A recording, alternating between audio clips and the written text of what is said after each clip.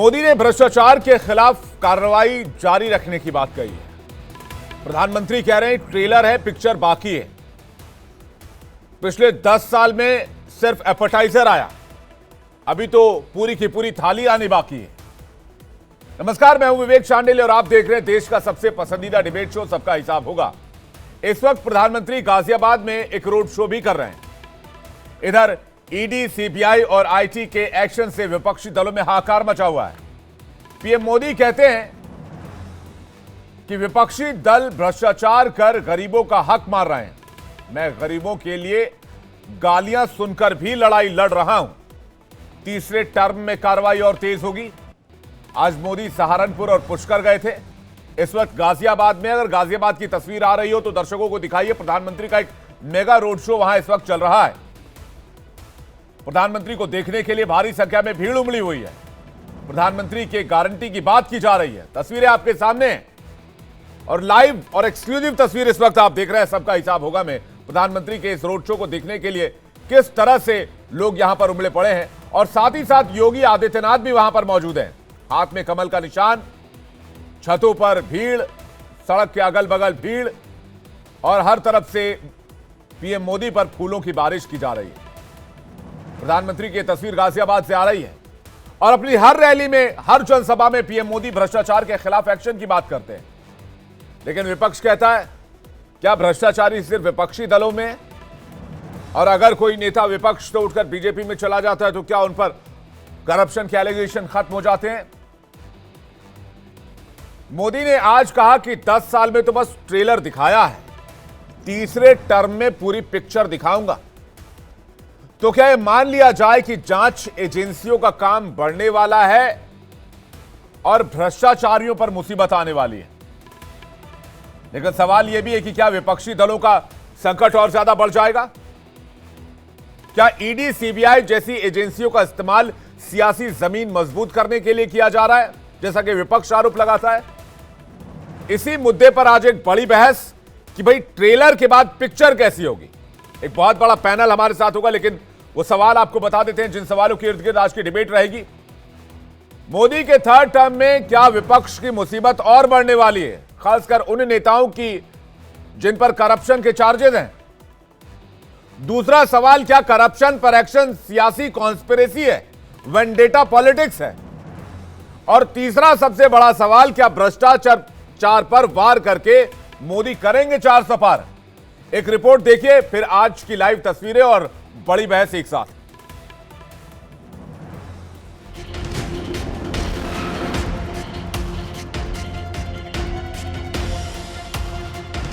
मेरी 56 इंच की छाती, 55 इंच है, 54 इंच है, क्या है? एक आधा टेलर को बुलाएंगे और टेप लगा के देखेंगे तो क्या है? ट्रेलर है, ट्रेलर 24/7 और 2047। मोदी है तो एक गारंटी है। मोदी की क्या गारंटी है भाई? हैट्रिक लगाने के लिए मोदी पूरी ताकत से जुटे। 24 का सियासी रण भीषण है, लेकिन मोदी का एक प्रण जिस पर विपक्ष सवाल खड़े करता है वो है भ्रष्टाचार के खिलाफ कार्रवाई को लेकर। मोदी कहते हैं कि मैं भ्रष्टाचारियों से लड़ रहा हूं ताकि देश की गरीब जनता को उनका हक दिला सकूं। काम बहुत भले हुआ हो, लेकिन मोदी के मन में जो सपना है ना, उस हिसाब से तो ये काम अभी ट्रेलर है, ट्रेलर। मैंने आपको गारंटी दी थी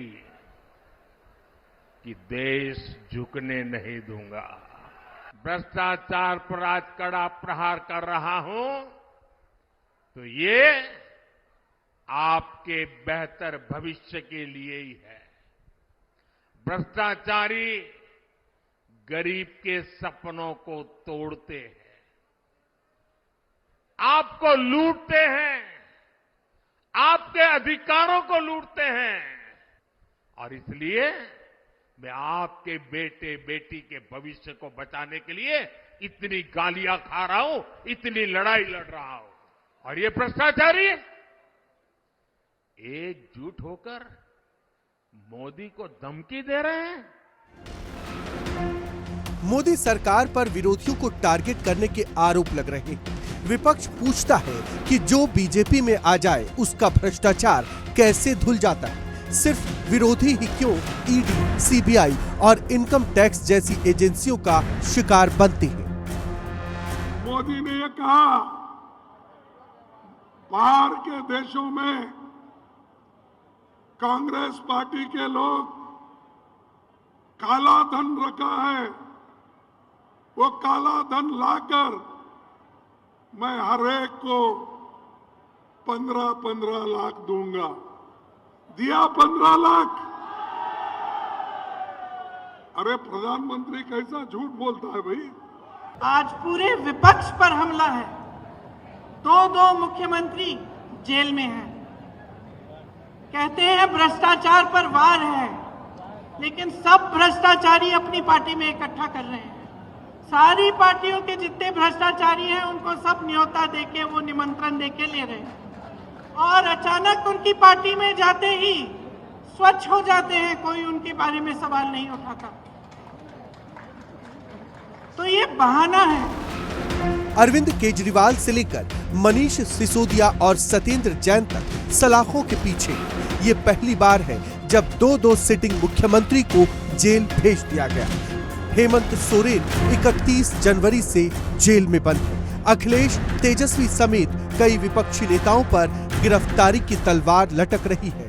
लेकिन जो विरोधी बीजेपी का दामन थाम लेते हैं, उनका दामन आखिर क्यों पाक साफ हो जाता है? इसी सवाल के साथ आज सबका हिसाब होगा।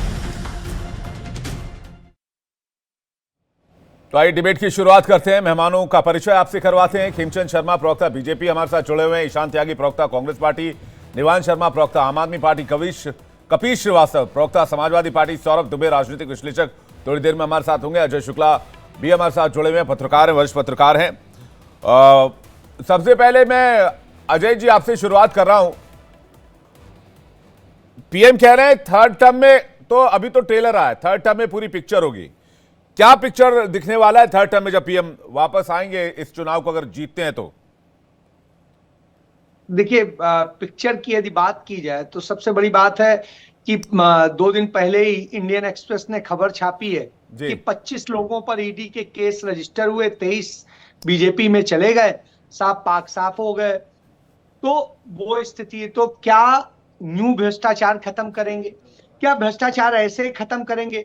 पेमा खांडू 2000 करोड़ रुपए का घोटाले का आरोप था। जनार्दन रेड्डी 35,000 करोड़ का था। खुद प्रधानमंत्री ने कहा था कि अजीत पवार पे 70,000 करोड़ रुपए का घोटाला है।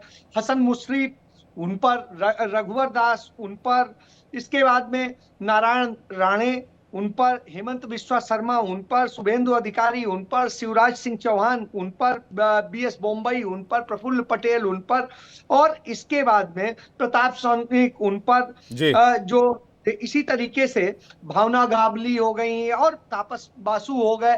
तो इस तरीके से तापस राय और मुकुल राय, इस तरह से इतने सारे लोग हैं, नाम है कि साहब जब आप भ्रष्टाचार खत्म करने की बात करते हैं, बहुत अच्छी बात करते हैं, होना चाहिए, लेकिन उन जिन पर आप लगाते हैं भ्रष्टाचार के आरोप, मैं नहीं कहता हूं सही है गलत, लेकिन जिन पर आप लगाते हैं, बुकलेट छापते हैं, वो आपके साथ आ जाते हैं, बहुत अच्छा होता है, फिर तो वो पाक साफ हो जाते हैं।